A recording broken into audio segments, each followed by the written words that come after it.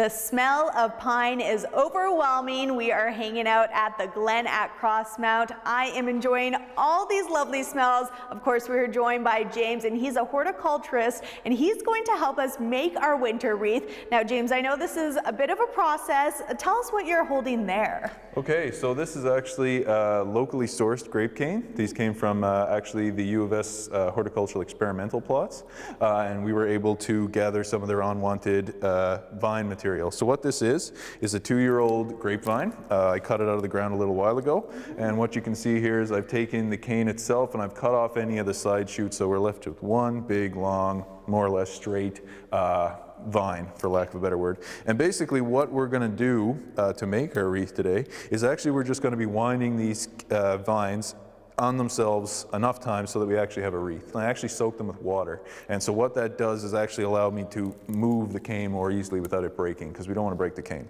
So I'm going to show you the very first step. So I have one cane here. It's about a 2-year-old cane. It's fairly malleable. It's of the right length. And all we're going to do here is actually wind it on itself. But the first step is most important because we're going to set the size of our wreath right now. So about here is about a regular sized wreath. You can make it bigger, smaller, whatever you want to do. But here's about a reasonable sized wreath. Don't worry too much that the original circle isn't all that circular. It will become circular over time. Perfect. So this is actually the first step. It doesn't look like much, but it's the very first. And you wind it up. So this very first step sets us basically a template to wind the rest of the canes around. So we got ourselves a nice little cane. And so after enough winds, it becomes a very solid structure in and of itself. And so what we've done with it then, or what I've done with it then, is after I've made the wreath part, I've used hemp string, which you can see along the side, to basically just bind the thing together and make sure it doesn't come apart anymore. And this is for 2 reasons: to keep it structurally sound, because it will take a little damage on your front door over the course of the winter. Right. The other reason is because how we're going to fix or set our actual boughs and the rest of the material we have into the actual wreath. What we can actually do is take a Scots pine piece, which is what this is, Scotch pine, and actually we can fit it in between the pieces of wreath, and it will actually hold itself in there pretty well. So this helps for a lot of reasons. First of all, it won't take us long because we don't have a glue gun or anything kind of messes like that. And it also gives it a very natural appearance because we're not actually using any introduced materials. So there's 2 styles of wreaths most people like to go for. There's kind of a classical wreath, which this is a pretty good example of right here. Basically this material is cedar, and basically it's all along the wreath in one direction, kind of a classical style. Right. So this is, a lot of people like that classical style. One other style is one a little bit like this one called a swag, and this would be where you make a small piece. Maybe I can give you a better example. I'll just put one together real quick. Yeah, sure, that'd be great. So this is what we call a swag. So we'd start with a flat piece of cedar like this guy here. We'd add another element to it, maybe something also flat like this little bit of fir.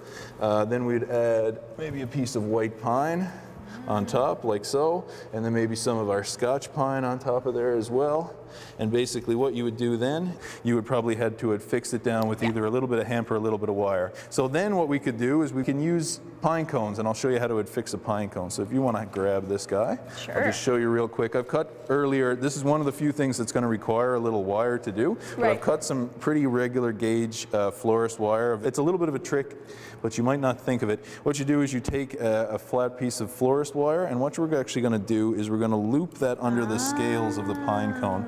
So if we just loop him in and get him to come back toward us, like so, what we can actually do there is tie it up, and now we could fix that. If you've got to do some trimming in the winter time or of your trees, you can keep the material around to build a wreath with later.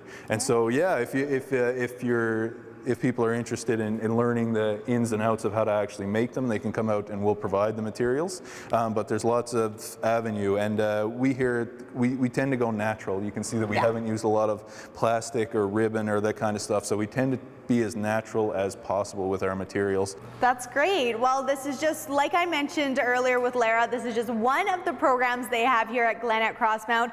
Clearly, you're getting a great education when you come here and visit James for their winter wreath making classes. We are going to get inventive, just like he said. I'm going to put some creativity into this wreath, and when you come back, we'll put on the finishing touches, so you better stay tuned.